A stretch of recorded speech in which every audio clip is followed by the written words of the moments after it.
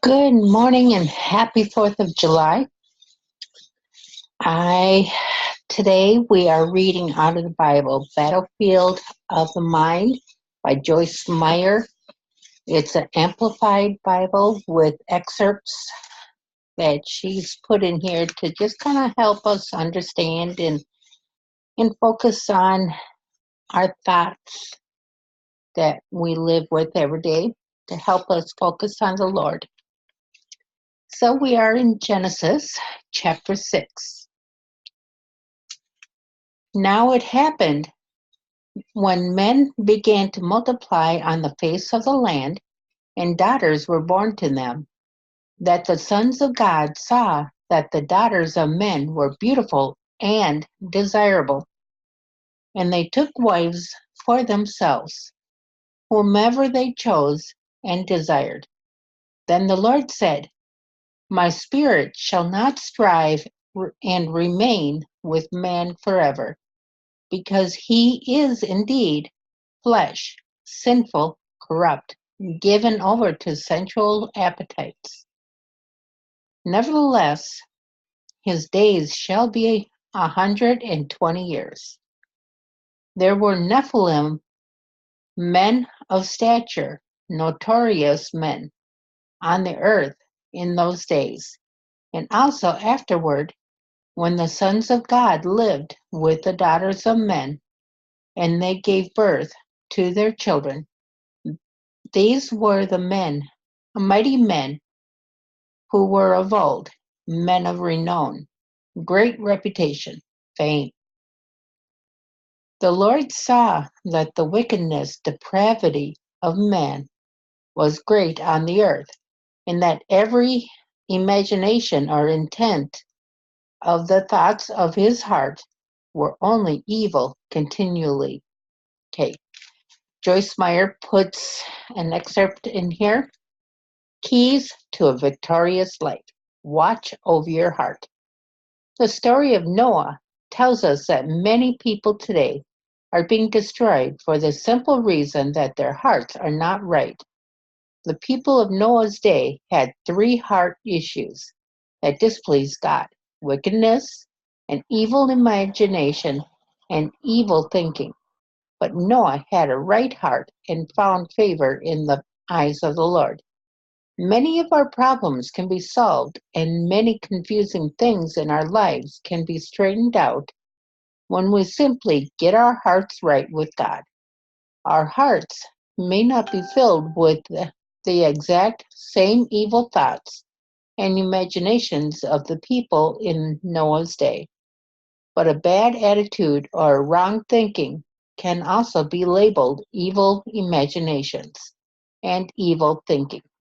If we have a bad attitude and stinking thinking, we will struggle unnecessarily as we go through life. This is why we must watch over our hearts with all diligence, because out of them flow the springs of our life. See Proverbs 4:23. Allowing negative, evil thinking in our hearts cannot produce a life that glorifies God. We should be careful not to only we should be careful not only about our actions but also about our imaginations, our intentions, our motivations, and our attitudes. Falling short of these areas may ultimately lead to an evil heart. We need a tender, right heart that deals immediately with bad attitudes about everything or anyone. Okay, now back to chapter 6, verse 6. The Lord regretted that he had made mankind on the earth, and he was deeply grieved in his heart. So the Lord said, I will destroy, annihilate mankind whom I have created from the surface of the earth. Not only man, but the animals and the crawling things and the birds of the air, because it deeply grieves me to see mankind sin, and I regret I have made them. But Noah found favor and grace in the eyes of the Lord. These are the records of the generations, family history of Noah. Noah was righteous. Was Noah was a righteous man, one who was just and had right standing with God, blameless in in his evil generation. Noah lived in habitual fellowship with God. Now Noah became the father of three sons, Shem, Ham, and Japheth. The population of the earth was corrupt, absolutely depraved, spiritually and morally putrid in God's sight, and the land was filled with violence, desecration, infringement, outrage, assault, and lust for power. God looked on the earth and saw how debased and degenerate it was, for all humanity had corrupted their way on the earth and lost their true direction.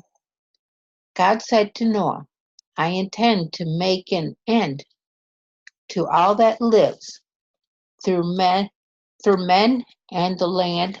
Just a minute, turn the page. There's only one. Let's see. Through men and the land is filled with violence, and behold, I am about to destroy them together with the land. And there's a little excerpt here. Speak God's word. I have found grace and favor in the eyes of the Lord. I adapted from Genesis 6:8. Joyce Meyer adapted from Genesis 6:8. Okay, verse 14. Make yourself an ark of gopher wood, make in it rooms, stalls, pens, coops, nests, cages, compartments, and coat it inside and out with pitch, bitumen, whatever that is. This is the way you are to make it. The length of the ark shall be 300 cubits, its width 50 cubits, and its height 30 cubits. Basically, 400 feet, 400, 450 feet by 75 feet by 45 feet. You shall make a window for light and ventilation for the ark, and finish it to at least 1 cubit, 18 inches from the top, and set the entry door of the ark in its side. And you shall make it with lower, second, and third decks. For behold, even I, will bring a flood of waters on the earth to destroy all life under the heavens, in which there is the breath and spirit of life. Everything that is on land shall die. But I will establish my covenant, solemn promise, formal agreement with you, and you shall come into the ark, you and your 3 sons, and your wife, and your sons' wives with you.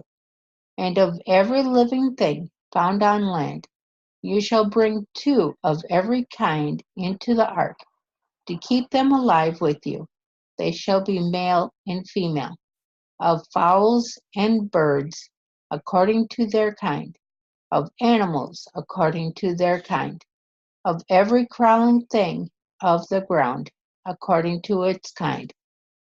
2 of every kind shall come to you to keep them alive.